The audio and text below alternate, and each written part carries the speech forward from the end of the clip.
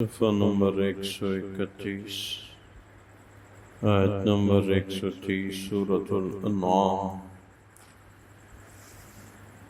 اعوذ باللہ من الشیطان الرجیم، بسم اللہ الرحمن الرحیم۔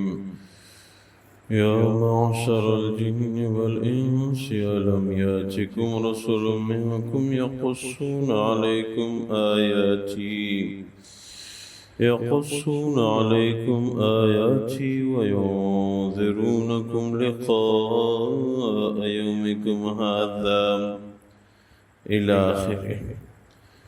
اللہ تبارک و تعالی فرماتے ہیں، یا معشر الجن والانس، اے انسان و جنات کی جماعت، الم یاتکم رسول منکم، کیا تمہارے ہاتھوں میں سے رسول نہیں آئے، یقصون علیکم آیاتی، جو کہ تمہیں ہماری آیات بیان کرتے تھے، وینذرونکم لقاء یومکم ھذا، اور تمہیں اس دن یعنی قیامت کے دن سے ڈراتے تھے۔ قالوا شہدنا علی انفسنا، اور عرض کریں گے ہم اپنے خلاف گواہی دیتے ہیں، واقعی انبیاء ہمارے ہاں آئے تھے۔ وغرتہم الحیات الدنیا، دنیا کی زندگی نے ان کو دھوکہ دیا تھا۔ وشہدوا علی انفسہم انہم کانوا کافرین، وہ اپنے خلاف گواہی دیں گے کہ دنیا میں انہوں نے کفر کا ارتکاب کیا۔ ذَلِكَ أَن لَّمْ يَكُن رَّبُّكَ مُهْلِكَ الْقُرَىٰ بِظُلْمٍ، یہ اس وجہ سے اللہ تبارک و تعالی جو تمہارے رب ہیں، وہ کسی بستی کو ظلماً ہلاک نہیں کرتے، وَأَهْلُهَا غَافِلُونَ، کہ اس کے رہنے والے غافل ہوں۔ وَلِكُلٍّ دَرَجَاتٌ مِّمَّا عَمِلُوا، سب کے لیے ان کے اعمال کی وجہ سے اپنے اپنے درجات مقرر ہیں۔ وَمَا رَبُّكَ بِغَافِلٍ عَمَّا يَعْمَلُونَ، آپ کا رب ان لوگوں کے اعمال سے غافل نہیں ہے۔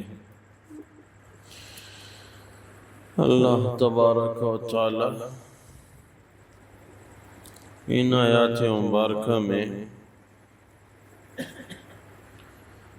قیامت کا تذکرہ فرماتے ہیں، اور ساتھ یہ کہ بعض اوقات جرائم کے ارتکاب میں حد سے آگے بڑھ کے دنیا میں بھی اللہ تبارک و تعالی مواخذہ فرماتے ہیں۔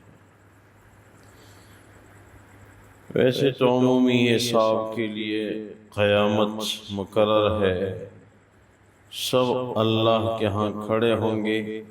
قیامت قیام سے ہے، کھڑے ہونے کے معنی میں سب کے سب اللہ کے ہاں حاضر ہوں گے۔ کوئی کسی کو فائدہ نہیں پہنچا سکے گا، ہاں جن کو اللہ چاہے تو وہ الگ بات ہے۔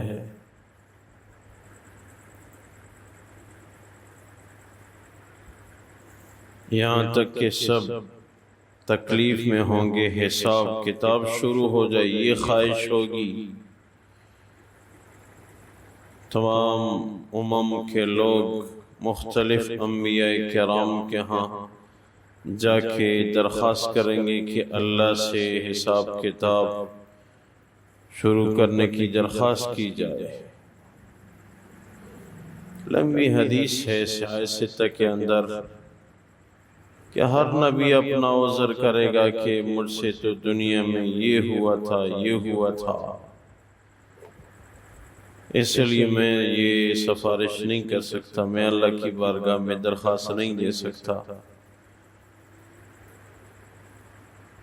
اسی طرح مختلف انبیاء کرام کے متعلق منقول ہے، موسیٰ علیہ السلام کہ ہاں امتوں کے لوگ آئیں گے، وہ عرض کریں گے کہ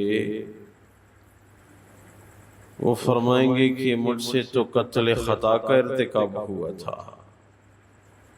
ایسے ہر نبی،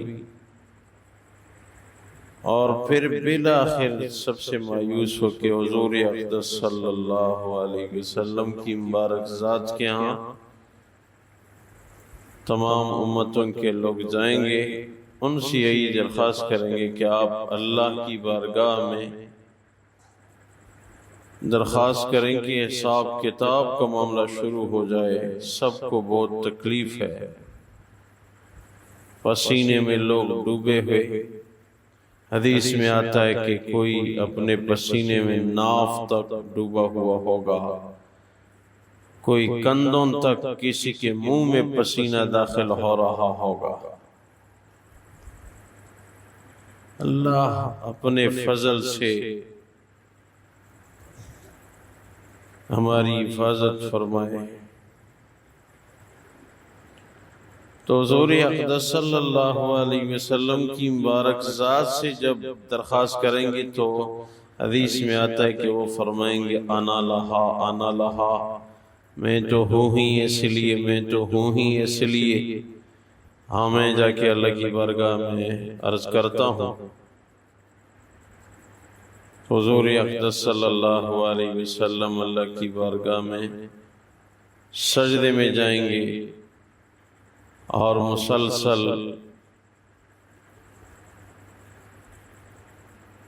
دعائیں اور اللہ کے حمد کا ذکر کر رہے ہوں گے، تو اللہ تبارک و تعالیٰ فرمائیں گے سر اٹھاؤ، آپ کیا چاہتے ہیں، مانگتے ہو کیا کہ میں عنایت فرما دوں۔ حضور اقدس صلی اللہ علیہ وسلم یہی درخواست کریں گے، اللہ قبول فرمائیں گے۔ یہ حدیث مجھے یاد ہے کہ جب ہم دور حدیث میں تھے، یہ حدیث آئی تو ہمارا ایک ساتھی کھڑا ہو گیا اور کہنے لگا کہ استاد جی میرے دل میں ایک سوال آتا ہے۔ استادوں نے فرمایا بتا کیا سوال ہے؟ اس نے کہا کہ میرے دل میں یہ سوال اٹھتا ہے کہ تمام امتوں کے لوگ قیامت میں ہوں گے، اس میں اس امت کے لوگ بھی ہوں گے، اور اس امت کا تو تقریباً اکثر لوگوں کو یہ علم حاصل ہے، اس امت میں علماء بھی ہیں، نیک لوگ بھی ہیں، سب کو پتہ ہے کہ یہ تمام امتوں کے لوگ فلاں نبی کے پاس جائیں گے، وہ بھی عذر کرے گا، فلاں فلاں فلاں ہوتے ہوتے پھر اللہ کے رسول اس درخواست کو قبول فرمائیں گے۔ تو کیوں نہیں جب یہاں سے یہ حدیث ہم نے پڑھی ہوئی ہے اور عام لوگوں کو بھی اس حدیث کا علم ہے، تو کیوں نہیں کہ ہر نبی کے ہاں جاتے ہوئے سب سے پہلے اللہ کے رسول کے ہاں کیوں نہ جائیں؟ جب ہم نے یہ حدیث پڑھی ہوئی ہے اور امت کے اکثر افراد کو علم بھی ہے، تو کیوں نہیں کہ وہاں ہر نبی کے بجائے ہم سیدھے اپنے نبی کے پاس چلے جائیں، تھوڑے سے وقت میں کام ہو جائے۔ دل میں یہ سوال اٹھتا ہے، علم بھی ہوگا تو پھر بھی ایک نبی کے پاس کیوں جا رہے ہیں؟ ان کو پتہ ہے کہ نہیں ہو سکتا تو پھر کیوں جا رہے ہیں؟ دل میں یہ سوال ہے۔ اللہ اکبر، بڑوں کی باتیں بڑی ہوتی ہیں۔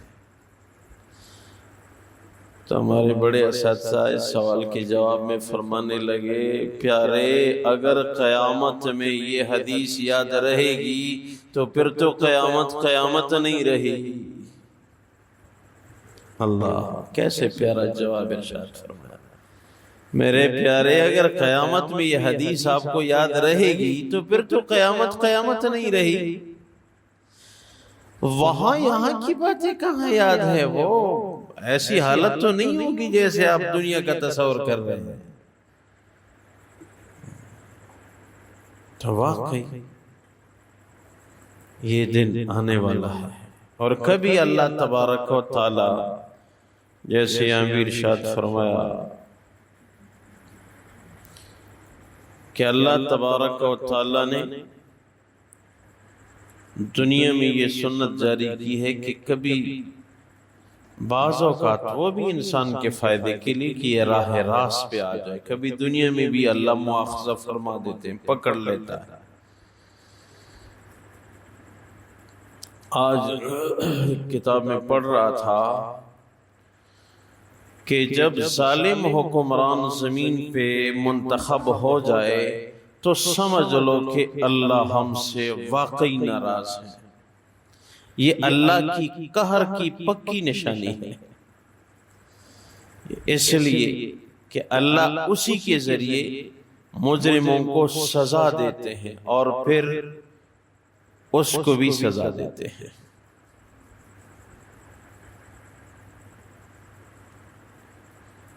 اور حدیث میں آتا ہے کہ اعمالکم اعمالکم، تمہارے اعمال ہی تمہارے حکمران ہیں.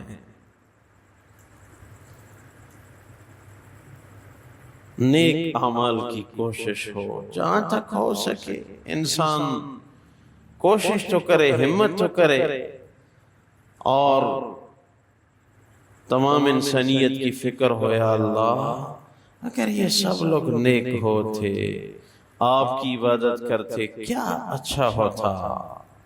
بس دل میں یہ خواہش، اور اپنی خواہش کے لیے پھر محنت، یہی اصل چیز ہے. اور اسی کا قرآن سبق دیتا ہے. اللہ تبارک و تعالی فرماتے ہیں یا معشر الجن والانس الم یاتکم رسل منکم یقصون علیکم آیاتی، اے انسانوں جنات کی جماعت، کیا تمہارے ہاں رسول نہیں آئے تھے کہ ہماری آیات وہ تمہیں بیان فرماتے؟ وَيُنذِرُونَكُمْ لِقَاءَ يَوْمِكُمْ هَذَا، اور تمہیں اس دن قیامت کے دن سے ڈراتے. قالوا شہدنا علی انفسنا، وہ کہیں گے ہاں ہم گواہی دیتے ہیں اپنے خلاف. وغرتہم الحیات الدنیا، دنیا کی زندگی نے ان لوگوں کو دھوکہ دیا ہوگا. وشہدوا علی انفسہم انہم کانوا کافرین، یہ اللہ کے باغی لوگ اپنی اوپر گواہی دیں گے کہ ہم واقعی نافرمان تھے. ذالک ان لم یکن ربک مہلک القری بظلم واہلھا غافلون، یہ اس وجہ سے کہ آپ کا رب کسی بستی کو ظلم سے ہلاک نہیں کرتے کہ اس کے اہل و عیال جو ہیں وہ غافل ہوں. نہیں، پہلے انبیاء بھیجتے ہیں، نہ مانے پھر ان کا مواخذہ فرماتے ہیں. وَلِكُلٍ دَرَجَاتٌ مِّمَّا عَمِلُوا، ہر امت کے لیے، ہر انسان کے لیے اپنے اعمال کے بقدر درجات ہیں، عذاب کی بھی اور جنت کی بھی. وَمَا رَبُّكَ بِغَافِلٍ عَمَّا يَعْمَلُونَ، آپ کا رب ان لوگوں کے اعمال سے غافل نہیں ہے. اے اللہ رحم فرما، کرم فرما، فضل فرما. دنیا سے جانا ضرور ہے، موت ضرور ضرور آئے گی. آگے پھر قبر ہے، حساب کتاب ہے، حشر ہے، پھر جنت یا دوزخ کی زندگی ہے. اے اللہ اپنا فضل فرما.